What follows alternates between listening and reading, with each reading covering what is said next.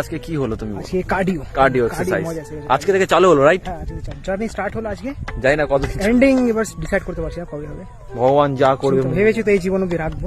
তো আজকে গাইস হঠাৎ ব্লগে আমরা হঠাৎ করে আমরা কার্ডিও চালু করে দিয়েছি, এক্সারসাইজ। আর এই একটা প্যাং লাগে মানে কোন।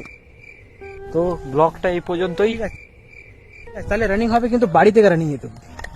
তাও ঠিক আছে, তাহলে রাত্রে আসবো না, দুপুরেই তো হয়ে যেত। তাহলে তাহলে স্কিপিং করতে হবে। এখানে রানিং করে নেবো না, 20 পাক এখানে রানিং করে নেবো। রাত্রে করবি না? হ্যাঁ, রাত্রেও করবো।